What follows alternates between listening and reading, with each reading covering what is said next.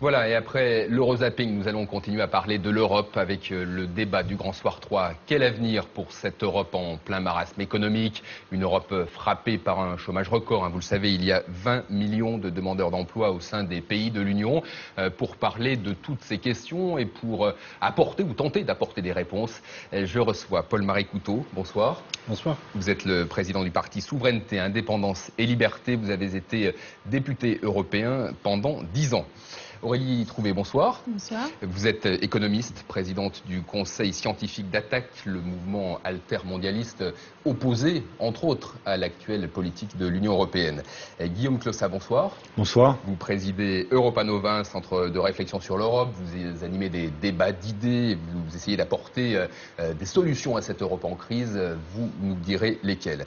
Alors, tous les trois, vous êtes en désaccord sur de nombreux points. C'est la raison d'ailleurs pour laquelle je vous ai invité ce soir. Mais vous êtes d'accord sur une chose, le constat, l'Union européenne va mal. Et vous n'êtes pas les seuls à avoir cet avis. Tous les derniers sondages le montrent. Les Européens n'ont plus confiance en cette Europe. Une Europe née pourtant il y a 63 ans.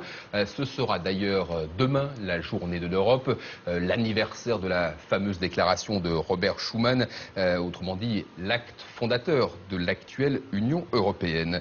D'abord sur le constat, Paul-Marie Coutot, qu'est-ce qui ne tourne pas rond, qu'est-ce qui ne tourne plus rond dans cette Union européenne? C'est ce qui n'a jamais très bien tourné en réalité, le logiciel de départ, c'est-à-dire la volonté compréhensible d'une certaine façon après les horreurs de on pourrait dire la Grande Guerre 14-40, parce qu'il y a eu une hystérie qui a saisi l'Europe, affreuse, enfin un moment affreux, qui a saisi l'Europe dans la première moitié du XXe siècle. Et il est tout à fait compréhensible que les peuples se soient dit supprimons les États pour supprimer la guerre. Sauf que, comme dit le général de Gaulle, les États sont des pierres et il est impossible de les fondre et de les mélanger comme on mélange une purée de marron. C'était un rêve qui était né sans doute de l'angoisse, de l'horreur, de la stupeur de ce qui était arrivé à ce continent.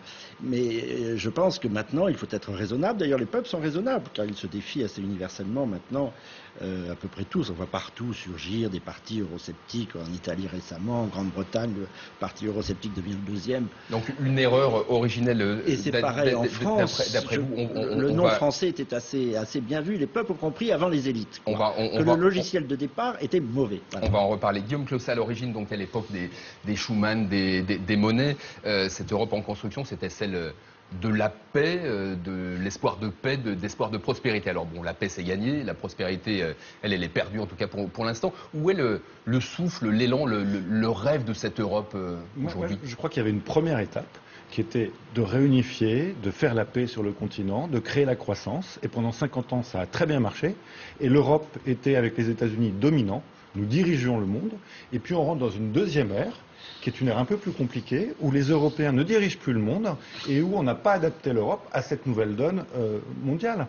Et puis il y a une deuxième chose, c'est que la construction européenne s'est faite au lendemain de la guerre sur des ruines. On a reconstruit, mais il était facile de construire et de chercher de la croissance.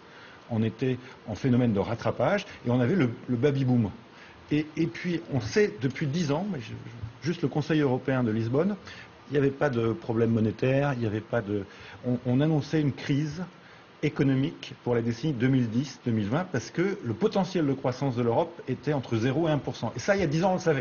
Et ce n'était pas un problème d'euro, c'était un problème de réalité économique. Souvenez-vous du projet de Lisbonne qui consistait en 2000 à faire en 10 ans de l'Europe le pavillon de la croissance mondiale. Donc on s'est foutu le doigt dans l'œil depuis le début. Non, mais en 2000, on a dit il faut que, puisque on ne veut pas d'Europe fédérale et on veut que les nations continuent à exister, et les États, je suis désolé, existent et les nations existent, et plutôt bien. Certes. Très bien. Vous ne pouvez pas dire que l'Europe les a supprimés.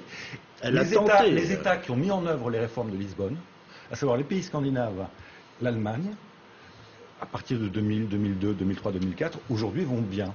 Ce sont les États qui sont parmi les plus innovants au monde. Ils ont augmenté le potentiel de croissance. Le risque pour l'Allemagne en 2000, c'était simple, c'est d'avoir un potentiel de croissance négatif. C'est-à-dire être en récession permanente à partir de la décennie 2010. Elle a augmenté de 1 à 2% sa capacité à faire de la croissance. Les pays scandinaves, pareil. Nous, on n'a pas voulu faire les réformes. Je voudrais juste vous rappeler que le Premier ministre, la parole à Aurélie Trouvé. Le Premier ministre de l'époque, Lionel Jospin, signe. On peut ne pas être d'accord ou ne pas être d'accord, mais on savait que avec le papier boom, c'est-à-dire l'arrivée massive de la génération du baby boom à la retraite, il y a un problème qui est de payer les retraites. Lionel Jospin, Premier ministre, à Lisbonne, s'engage à repousser à 67 ans et demi l'âge de la retraite. Moi, je ne suis pas forcément pour, mais en tout cas, il avait en tête que si on voulait être compétitif, il fallait faire de vraies réformes de structure. C'est ce que souhaite aujourd'hui Angela Merkel, par exemple. Pas faites. L'Italie ne les a pas faites. Non, mais la Grèce ne les a pas faites. C'est l'Europe le dans Portugal son ne les a ensemble, pas Guillaume faites. Closa, C'est pas vrai. Bon, messieurs, on va laisser parler Aurélie Trouvé, s'il vous la plaît. plus faible du Non, monde. non, C'est c'est pas pas vrai, vrai, l'Europe si je du peux me Sud, c'est permettre. l'ensemble de l'Union Si je peux européenne. prendre la parole Alors, aussi, s'il vous plaît, Aurélie me permettez. Non, ça, pour revenir, bon, d'abord, je pense qu'il n'y a pas forcément le retour à une Europe des États-nations ou le retour aux États-nations où on continue l'Europe actuelle. Et je pense que d'ailleurs, continuer l'Europe actuelle, c'est aller droit dans le mur. Et il y a aujourd'hui, heureusement, des mouvements sociaux et des forces politiques et syndicales qui de plus en plus croient à une autre Europe, c'est-à-dire à une véritable bifurcation. Comme attaque que vous représentez. Bah, Comme attaque que je représente, mais aussi... Excusez-moi, mais les syndicats officiels, ils sont tombés dans le panneau. Ils ont Oui, joué mais le je jeu pense de que la supranationalité ça bouge européenne, pas. honteusement. Ça bouge. La preuve, c'est qu'il va y avoir en juin un alter sommet européen, un contre-sommet, si vous voulez, par rapport au sommet des chefs d'État européens, qui justement va mettre en avant cette idée d'une autre Europe, refondée sur des bases sociales, écologiques et démocratiques, où il puisse y avoir, par exemple, une harmonisation sociale et fiscale vers le haut, une réelle régulation de la finance et bancaire, ce qui n'est pas du tout la trajectoire Parce que actuelle. les États n'en Et veulent pas. je voudrais vous parler justement de l'Allemagne, puisque vous dites que tout le monde devrait faire comme l'Allemagne. Le problème, c'est que tout le monde ne peut pas faire comme l'Allemagne. Ce n'est pas un modèle reproductible partout en Europe, puisque ça voudrait dire que tout le monde exporte à fond vers les autres pays européens. L'Allemagne ne peut le faire, ne peut exporter comme ça, que parce qu'il y a des pays comme la Grèce, le Portugal, etc., qui importent ce qu'ils exportent. Donc ce n'est pas un modèle reproductible. Il faut un autre modèle fondé sur le partage des richesses, fondé sur cette harmonisation sociale et fiscale vers le haut, et surtout vers un système qui fasse payer la finance, qui fasse payer les plus riches. Et ça, c'est possible, je pense, encore à un niveau européen. Mais quel est le levier? Si vous n'avez pas les États, quel levier avez-vous pour je imposer pense que quoi le que ce soit aux levier, finances? moi je ne crois pas à une financiers. véritable alternative politique sans mouvement social, intellectuel, citoyen, militant d'ampleur. Oui, c'est vrai. Et il y a des mouvements sociaux qui aujourd'hui s'organisent à l'échelle européenne, même si je suis d'accord, ce qui importe aussi, c'est des résistances aujourd'hui au niveau national. Mais je pense qu'aujourd'hui, il y a encore cet espoir d'une autre Europe, mais qu'il faut faire ça vite, parce qu'effectivement, l'Europe est en train de se détruire de l'intérieur en poursuivant de manière, je dirais presque abrutie, cette logique néolibérale qui l'amène à sa perte. Et une Europe qui est coupée en deux aujourd'hui entre l'Europe du Nord et les pays du Sud. On le voit bien ces derniers mois, ces dernières semaines, il y a de nombreuses manifestations dans beaucoup de pays, en Grèce, au Portugal, en Espagne, à Chypre. Cette Europe coupée en deux, c'est l'un des problèmes aujourd'hui du moteur de l'Union européenne? Oui, nous avons toujours dit, nous, gaullistes ou souverainistes, que l'Europe était une carte à ne pas gâcher. Bon. Et nous l'avons gâché parce que je crois que nous avons fait fi de la géopolitique de base, c'est-à-dire les intérêts de l'Allemagne, la conception du monde que l'on peut avoir en Allemagne, à peu forte raison en Suède ou en Pologne, ne coïncident pas avec la conception du monde, les intérêts, les méthodes de gouvernement de la Grèce, de l'Espagne, des pays y compris de la méditerranéens. France. Il y a cette coupure rhénane qui est très importante, qui est en train de ressurgir. Mais pardon de me citer, j'avais consacré un ouvrage en 97 à cette coupure européenne autour du Rhin, et je pensais que ça empêchait de faire ce que veut faire la Commission, la Cour européenne de justice, etc., toutes ces institutions qui vivent sur l'idée d'un super État qui surplombe tous les autres et qui les mélange, eh bien c'est impossible parce qu'ils sont irréductibles les uns aux autres. Voilà, entre le nord et le sud, entre le Rhin, je crois que c'est ça la vraie frontière, elle est latine d'ailleurs, elle est romaine, elle a des millénaires en réalité, il n'y a pas de compatibilité. Guillaume Closa, est-ce que le porte-parole de cette Europe du Sud, de cette autre Europe, peut être le nouveau président du Conseil italien, Enrico Letta? Est-ce qu'il peut être le contrepoids à Angela Merkel et à la politique d'austérité? Je ne dirais pas qu'il peut être un contrepoids. D'abord, il y a plusieurs choses. Sur l'austérité, Angela Merkel le surjoue, et elle surjoue son pouvoir. Parce que si vous regardez les politiques d'austérité mises en place, par exemple au Portugal, le Premier ministre portugais est allé bien au-delà de ce que lui demandait l'Allemagne et ce que demandait la Commission européenne. Et donc, Merkel, parce qu'elle a une opposition interne au sein de la CDU, très souverainiste, etc., veut montrer qu'elle tient le jeu. Mais c'est pas elle vrai. le tient vraiment quand même Non, au sein de l'Union européenne. Non, mais pas tant que ça. Je vais vous donner un exemple. L'union bancaire, elle n'en voulait pas. Elle a cédé. Et l'union bancaire sera mise en œuvre d'ici la fin de l'année. Et je peux vous donner 10 exemples où l'Allemagne, le mécanisme de stabilité financière, la chancelière n'en voulait pas. Les Allemands n'en voulaient pas. Ils ont cédé. Et vous prenez chaque dossier, au départ, il y a une hostilité allemande, il y a une proposition française souvent, il y a une guéguerre et on arrive à le mettre en œuvre. Le problème, c'est qu'on perd à chaque fois 1 ou 2 ans, et ces 1 ou 2 ans font qu'on a l'impression que les Européens ne sont pas capables de gérer la crise. Et pour moi, le vrai sujet, il est simple, il est politique, il est démocratique. C'est que ce navire européen n'a pas de capitaine. Et quand il n'y a pas de capitaine, il y a quelque chose qui se passe, et les analyses d'opinion, quand vous regardez les qualitatifs le montrent, c'est que les Européens se disent on est en période de crise, il n'y a personne pour piloter le navire européen, il y a une guéguerre franco-allemande, donc comment puis-je adhérer? Donc il faut que ce soit les citoyens européens qui décident eux-mêmes, qui votent. Il faut qu'il y ait une incarnation politique, il faut qu'il y ait un décideur politique. Ça, c'est le problème de cet ovni politique qui s'appelle l'Union européenne. Ça va mal, donc il en faut toujours plus. Attendez, juste continuer à avancer. C'est en rajoutant un chef technocrate qu'on va aller vers cette Europe des peuples. Quand je dis, il faut... Attendez, un chef politique, pourquoi pas un chef politique? Quand je dis un chef politique, il faut des élections. S'il est soutenu par des mouvements sociaux, par une vraie opinion publique européenne. S'il y a une élection, c'est l'occasion de le faire. Mais juste un détail important. Président de l'Union européenne. Juste un détail important. Campagne. On parle de désaffection. Pardonnez-moi. Parfois il faut relativiser. Juste un élément. On parle de désaffection. On parle de désaffection vis-à-vis des institutions européennes. Mais si vous regardez la désaffection vis-à-vis du politique national et du politique local, elle est très forte. Et vous voyez même que dans des pays qui sont des grandes puissances et qui ne sont pas européennes, il y a aussi une désaffection vis-à-vis du politique. Donc je pense qu'il y a un sujet aussi, c'est qu'on doit réinventer le politique avec des populations qui sont de mieux en mieux formées et qui ont une exigence de participation qui ne se limite pas au vote. Il n'y a pas de désaffection, il y a un dégoût des peuples vis-à-vis d'hommes politiques locaux, nationaux, en Europe et ailleurs. Messieurs, Aurélie Trouvé à la parole, je vous en prie. Je voudrais revenir à la question, si vous voulez, de l'Allemagne, parce qu'en même temps, je pense qu'il faut faire attention au haro sur l'Allemagne, parce que, par ailleurs, le gouvernement français, à mon avis, a des responsabilités dans cette affaire.